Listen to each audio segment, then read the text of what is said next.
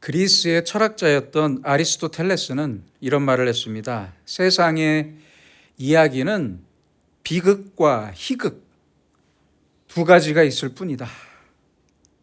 이 말처럼 소설이나 연극이나 영화를 보면 비극과 희극이 있음을 볼 수 있습니다.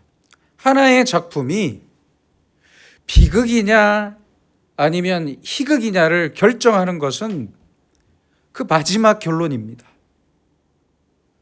착하고 의로운 주인공이 마지막에 죽어버리면 비극이고, 아무리 어려운 사건이 중간에 펼쳐지더라도 주인공의 결론이 행복하면 희극입니다. 성경의 인물 중에서 모세는 극적인 시작과 더불어 많은 하나님의 이적을 행했지만 결국 마지막에는 그렇게 원했던 가나안 땅을 밟지 못해서 우리에게 안타까움을 주고 있습니다. 솔로몬도 21세에 아주 젊은 나이에 지혜의 왕으로 화려하게 역사에 등장했고 40년 동안 평화와 부귀와 영광을 누렸지만 그의 마지막은 지혜의 왕답지 못한 모습으로 끝나버렸기 때문에 아쉬움이 많이 남습니다. 중요한 것은 바로 마지막 결론입니다. 여러분, 아직 끝나지 않은 우리의 인생은 태어나서 지금까지 내가 살아온 과거에 의해서만 평가되는 것이 아니라 아직 나에게 남겨진 시간과 저 끝에 다가올 나의 마지막 그 결론으로서 평가되는 것입니다. 어제의 내 모습이 아니라 오늘과 내일에 의해서, 그리고 나의 가장 마지막에 의해서 나의 인생이 평가된다는 이 사실을 우리는 깊이 생각하고 살아야 합니다. 나의 그 마지막이 아주 귀하고 아름답고 영광스럽게 끝난다면 나의 모든 과거의 지난 날을 다시 조명해 볼 수 있습니다. 아무리 험하고 아무리 고통스러운 지난 날이었더라도 그 마지막이 아름다우면 새로운 의미로 그 지난 날을 추억할 것이고, 아무리 뼈아프고 비참한 시간을 살았더라도 내 마지막이 좋다면 그 모든 일들이 나에게 꼭 필요한 일이었다고 재해석되고 정당화되는 것입니다. 오늘 본문의 요셉은 대단히 비참했던 인생의 시간을 살아야 했습니다. 아주 비참한 인생을 살았어요. 그로 인해서 그의 인생이 처참한 복수의 비극으로 끝날 수도 있었지만 그의 마지막이 너무 아름다웠기 때문에 그의 인생은 모두 아름다웠다고 말할 수 있습니다. 잠시 요셉의 인생을 한번 돌아보겠습니다. 요셉은 야곱의 12명의 아들 중에 11번째 아들이었습니다. 야곱은 노년에 얻은 요셉을 다른 아들들보다 아주 특별히 사랑했습니다.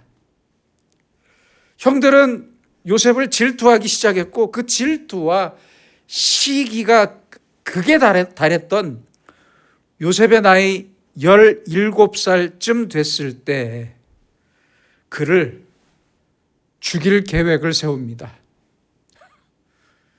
참 대단한 형들이에요. 그를 죽여서 구덩이에 던지려다가 땅에 파 묻어버리려다가 큰아들인 루벤의 반대로 계획을 수정합니다. 계획을 바꿔서 이스마엘 상인들에게 요셉을 팔아버립니다. 아니, 이 일을 어떻게 설명할 수 있겠습니까? 다른 사람도 아닌 자기 친형들이 어린 동생을 잡아서 죽이려다가 상인들에게 팔아버렸습니다. 노예로 팔려간 거예요. 이때의 요셉은 얼마나 무섭고 황당하고 비참했겠습니까? 우리에게도 억울한 일이 있지만 아마 이때의 요셉보다 억울하진 않을 것 같습니다. 그렇죠? 아버지의 재산 때문에 싸운 것도 아니고 친형들이 요셉을 죽이려고 했습니다. 그저 질투와 시기가 그 원인이었습니다. 이뿐만이 아닙니다. 요셉은 애굽의 노예로 팔리게 됩니다. 그는 노예의 신분이었지만 끝까지 하나님을 기억하면서 깨끗하게 살았고 진실하게 살았고 거룩하게 살려고 노력했습니다. 그러나 이게 웬일입니까? 그런 그에게 누명이 씌워졌습니다. 그리고 그는 감옥에 갇히는 신세가 되었습니다. 진실하게 살겠다는 것이 그 이유였고 거룩하게 살면서 믿음의 절개를 지키겠다는 것이 바로 이유가 되어서 감옥에 갈 때 그는 또 얼마나 억울했겠습니까? 그렇게 그는 13년 동안 아주 죽을 고생을 하고 나서 결국 애굽의 총리가 되는 영광을 누리게 됩니다. 요셉은 도무지 이해할 수가 없었습니다. 형들에게 왜 배신을 당해야 했고 왜 그렇게 노예가 되어 팔려야 했고 죄인으로서 감옥에 갇혀 살아야 했는지를 그는 알 수 없었습니다. 당시에는 알 수 없었어요. 다만 그 어떤 고난 속에서도 그는 하나님을 믿고 진실하게 살았습니다. 결국 하나님께서는 요셉을 애굽의 총리로 세우셨고 큰 영광의 날을 허락하셨습니다. 이제 도저히 절대 잊을 수 없었던 형들이 양식을 구하려고 자기를 찾아 애굽에 왔고 요셉과 살게 됩니다. 요셉은 자기를 죽이려고 했던 형들을 모두 용서했습니다. 그러나 형들은 효자인 요셉의 용서가 아버지가 살아 계실 때뿐이지 아버지가 돌아가시고 나면 요셉이 자신들을 죽일 것이라며 두려워했습니다. 도둑이 제 발을 저린 거예요. 이제 아버지인 야곱이 죽자 장례식을 마치고 나서 바로 장례식을 마치고 나서의 장면이 바로 오늘 성경의 말씀입니다. 야곱은 생전에 요셉에게 형들의 죄를 용서하라고 유언했습니다. 요셉이 두려워했던 형들은 요셉이 두려웠던 형들은 요셉에게 아버지의 유언을 전했습니다. 그 유언대로 자신들의 죄를 용서해 줄 것을 간청하면서 요셉의 발 앞에 엎드려서 뭐라고 해요? 우리는 당신의 종들입니다. 이렇게 말하면서 용서를 빌었고 요셉은 그 모습이 기가 막혀서 눈물을 흘리게 됩니다. 요셉은 이토록 어리석고 비인간적인 형들을 왜 복수하지 않고 용서해 주었을까요? 그 이유를 5가지로 생각해 보겠습니다. 첫째는 형들의 회개에서 그나마 그들의 진심을 보았기 때문입니다.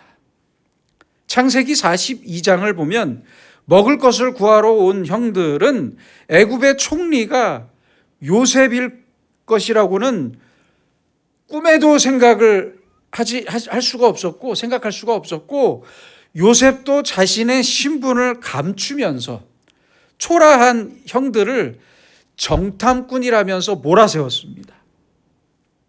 이 말에 놀란 형들은 자신들의 신분을 밝혔지만 요셉은 막내를 데려오라고 말합니다. 이때 형들은 요셉이 모를 것으로 생각하고 히브리어로 자기들끼리 대화하면서 후회를 합니다. 그들이 서로 말하되 우리가 아우의 일로 말미암아 범죄하였도다. 르우벤이 그들에게 대답하여 이르되 내가 너희에게 그 아이에 대하여 죄를 짓지 말라고 하지 아니하였더냐. 그래도 너희가 듣지 아니하였느니라. 그러므로 그의 핏값을 치르게 되었도다. 형들은 처음으로 돌아가서 지금의 억울한 일이 자신들의 잘못과 죄 때문이라면서 후회했습니다. 바로 이 말에 요셉의 굳게 닫힌 마음이 풀어졌고 그의 한이 조금이나마 풀렸습니다. 그 긴 시간 동안 겪었던 고난과 억울함과 고통이 바로 이 회개로 인해 풀어져서 그가 잠시 형들 앞을 떠나서 울었다고 성경은 말하고 있습니다. 둘째로 요셉은 하나님의 사랑과 하나님의 역사와 인도하심에 대한 믿음을 놓지 않았습니다. 오늘 본문 19절에서 말합니다. 내가 하나님을 대신하리이까. 원수를 갚는다거나 죄를 심판하는 것은 내가 아니라 하나님께서 하실 일입니다. 그 말씀이에요.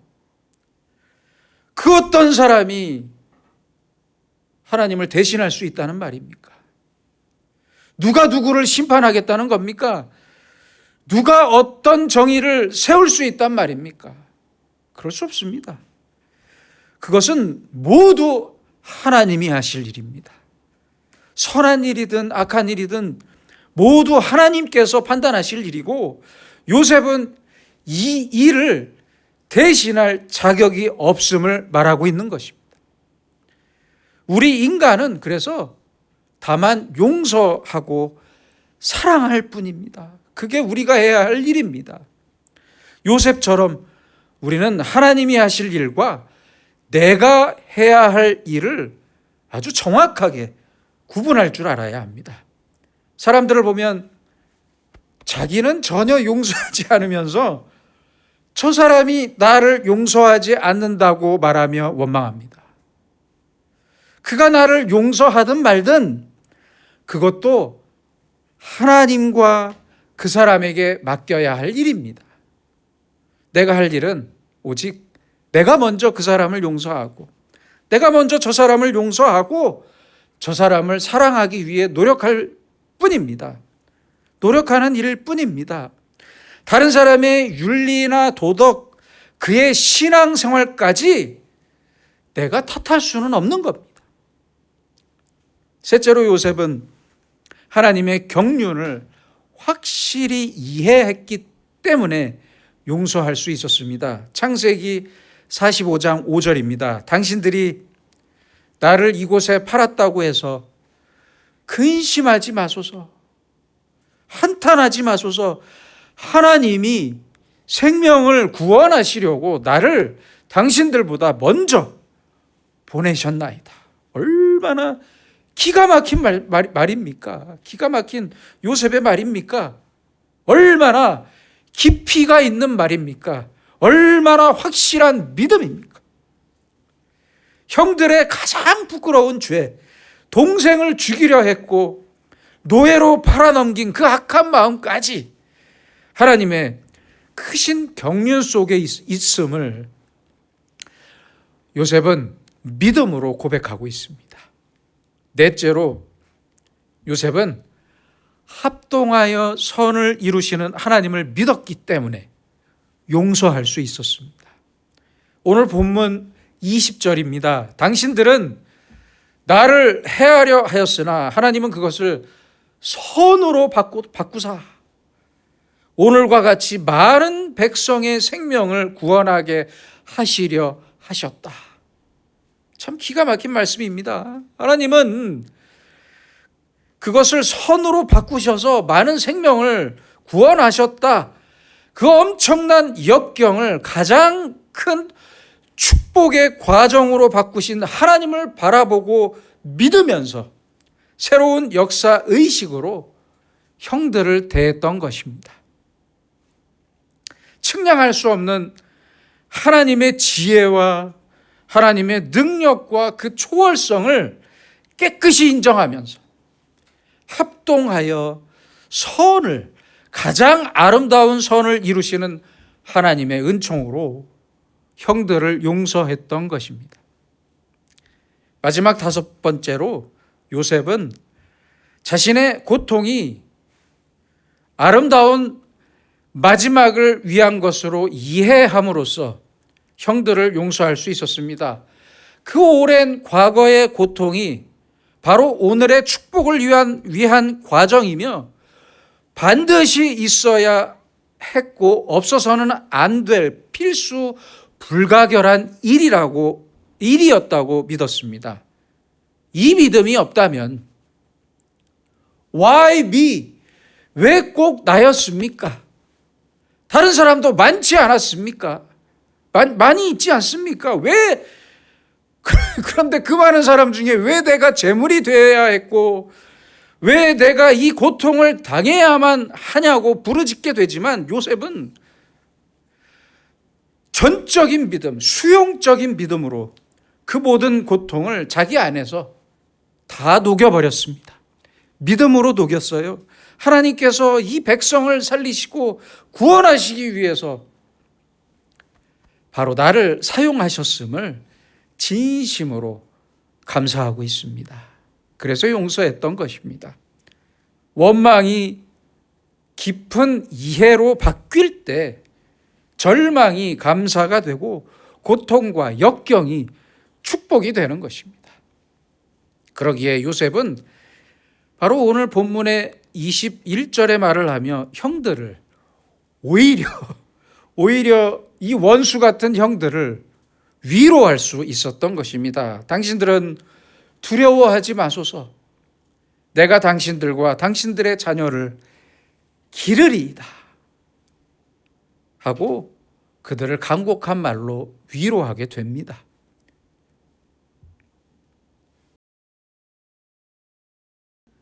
(1958년 4월 25일) 금요일 밤 9시경 펜실베니아 대학교 주변에서 살인사건이 일어났습니다. 당시 26세였던 한국인 유학생 오인호 씨가 한국에 있는 부모님께 편지를 보내기 위해 집 앞에 우체통으로 가던 중에 11명의 흑인 불량배에게 목숨을 잃고 말았습니다. 범인들은 근처 교회에서 열리는 청소년 댄싱 파티 입장료인 65센트를 마련하기 위해 이런 짓을 저질렀다고 합니다. 이 소식을 접한 미국 전역은 발칵 뒤집혔고 장례식에 참석한 필라델피아 시장도 눈물을 흘리며 말을 잇지 못했다고 합니다. 죽은 오 씨의 아버지인 오기병 장로님은 필라델피아 시장에게 범인들을 위한 $500와 편지 한 통을 보냈는데요. 그 편지의 내용은 이랬습니다. 하나님께서 우리의 슬픔을 승화시켜 기독교적 소망을 주신 것에 감사합니다. 이노의 사망 소식을 들었을 때는 믿을 수가 없었고 큰 충격과 비탄에 빠졌습니다. 하지만 살인자들의 구원받지 못한 영혼과 인간성 마비에 대해서도 슬프게 생각합니다.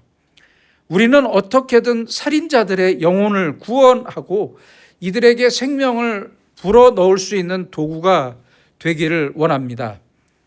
우리 가족은 회의를 열어 법이 허용하는 범위 안에서 가장 관대한 판결이 내려지도록 청원하기로 결정했습니다. 우리는 다만 우리의 죄를 대신하여 죽으신 예수 그리스도로부터 받은 성령으로 우리의 소망을 밝혔을 뿐입니다. 하나님의 축복이 미국 국민과 특히 우리의 피부치인 아들을 죽게 한 이들에게 함께 하시기를 기원합니다. 이후 필라델피아 시에서는 5인호 기념 장학금을 마련했고 미국 장로교회에서는 이 사건을 영화로 만들어서 5천 곳이 넘는 미국 교회에서 방영했고 범인 중 한 명은 훗날 오 씨의 부모님에게 용서를 구했다고 합니다. 아들을 먼저 보낸 오기병 장로님의 용서는 오직 예수 그리스도의 십자가에 근거한 용서였고 하나님께서 우리를 용서하신 것과 같이 우리도 살인자들을 용서해야 한다는 것이었습니다. 우리에게 용서할 능력은 그래서 오직 십자가뿐입니다. 여러분, 오늘의 요셉을 생각해 보세요. 오늘의 요셉처럼 용서했으면 이제 지난 날은 기억하지 말아야 합니다. 아무것도 기억하지 마세요. 기억나게 해서도 안 됩니다. 지난 날은 깨끗이 잊고 다시 전부 백지로 돌리는 것이 용서입니다. 십자가에 예수님을 3번이나 부인했던 수제자 베드로에게 예수님은 전혀 죄를 추궁하거나 묻지 않으셨습니다. 단지 내가 나를 사랑하느냐 이렇게 물으셨어요. 사랑합니다. 그럼 내 양을 먹이라. 이것이 용서입니다. 지금 내가 당하는 말할 수 없는 큰 고통의 그 미래적 의미를 알고 하나님의 손이 직접 이루어 가시는 그 역사에 대한 의식을 분명히 알고 산다면, 분명히 갖고 산다면 우리는 더 큰 용기의 사람, 감사의 사람, 믿음의 사람이 될 수 있고 용서의 사람이 될 수 있습니다. 가장 위대한 승리는 선으로 악을 갚는 것이고 사랑으로 미움을 이기는 것이며 진실로서 불의를 이기는 것입니다. 여러분, 우리는 오늘 누구를 용서해야 합니까?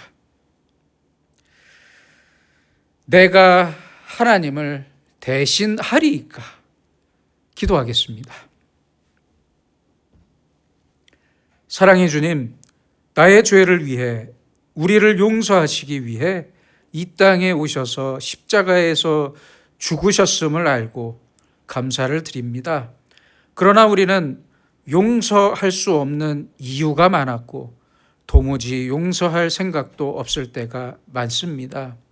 이런 우리를 용서하시는 주님의 십자가를 따라 오늘부터는 먼저 용서하고 먼저 사랑하면서 내가 할 일을 하게 하시고 하나님을 대신하고자 했던 우리의 교만을 물리쳐 주시고 합동하여 선을 이루시는 하나님의 능력과 역사와 경륜을 믿고 가장 아름다운 내 인생 마지막 날에 주인이 되어 살게 하여 주시옵소서. 예수님의 이름으로 기도드립니다. 아멘.